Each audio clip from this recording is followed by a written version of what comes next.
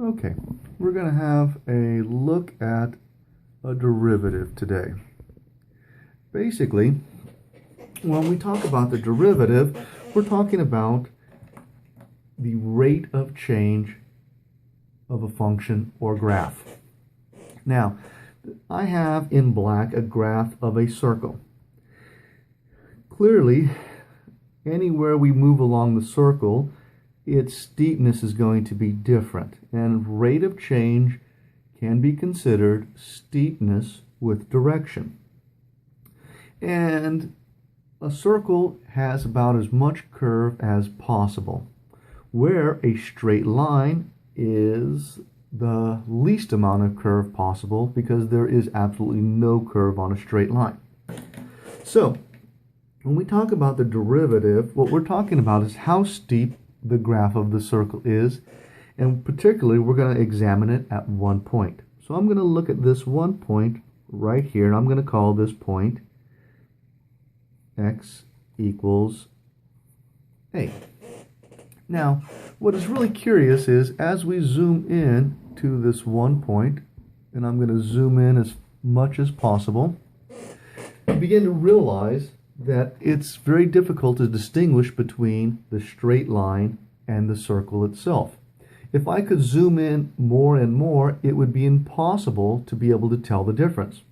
In fact, if you think about it, we are all on this large sphere, the Earth, and any place we could draw a circle all the way around the Earth from anywhere we're standing. However, it appears that we're standing on a flat surface, and then if we continued, it would make a straight line. That is because our zoom level is so small of the part of the graph that we're looking at that you cannot tell the difference between what is curved and what is straight.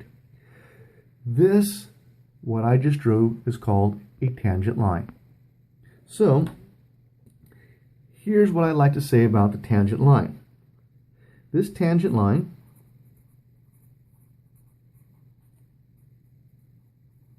has a slope, which I will say it is m sub t for the slope of the tangent line. The steepness of my nonlinear function, which we will call the derivative, I will label as, using this symbol here, f prime of a, which means the instantaneous rate of change of the function. It does not mean the location. It is not f of a. The little prime symbol stands for the instantaneous rate of change of the function f when x is a. So it's very important that you understand this is a hieroglyphic language, and if you don't understand all the symbols, you don't really know what it means. So one more time. The instantaneous rate of change, or how steep the function is when x equals a. So what we can do is look at this tangent line here and realize if I can calculate the slope of this tangent line, I know the derivative. So this is my fundamental argument that the steepness of the function at any one point is equal to the slope of the tangent line of that function. Okay, here is another function, and this time I like to actually estimate the derivative of this function at the x value 4. So again, I'm going to use my symbolic notation. I am looking for the derivative, or the instantaneous rate of change of the function when x is 4. Okay, to do this, I'm going to use a tangent line. So I need anything just to be able to make a straight edge. And what I'm going to do is attempt to draw a straight line as close to possible that matches. Let me zoom in so you can see what I'm doing.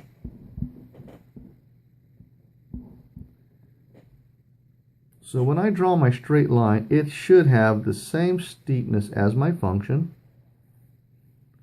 And I'm just going to draw the best straight line, and it's very important to understand this is just an estimate.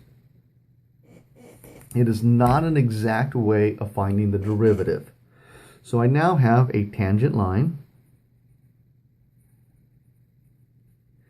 and getting the slope of a tangent line is really pretty simple. To get the slope of any line, I need 2 points. I already have one, 4, 2. I'm just going to go grab any other point, and it should be fairly far apart. The further the 2 points are, the more accurate your calculation is. So I'm going to choose this point over here, and let's see if this x value is 4, 5, 6, 7, 8, 9. So I have an x value of 9, and 2, 3, 4, 5, 6, 7, 8 is my y value. So now I can easily calculate the slope of this tangent line as y2 minus y1 over x2 minus x1, which is going to give me 6 over 5, which is the same as 1.2. So that's my slope of the tangent line, and my argument is that my function and the graph of the straight line have the same steepness at that point. And if they have the same steepness at that point, then I've just calculated the derivative, because the derivative is my steepness with direction. In this case, the derivative of this function, or my instantaneous rate of change, is approximately, and I'm going to use an approximate symbol because my whole technique is an approximation technique. I drew the best line I could draw, but it's not necessarily a perfect line. So I estimate the steepness of my function there to be 1.2.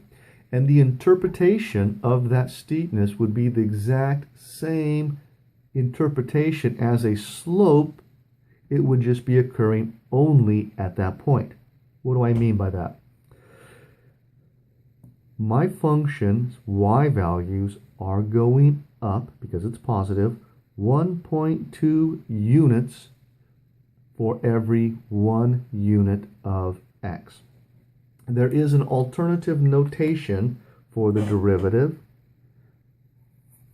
dy over dx. Now, where does this come from?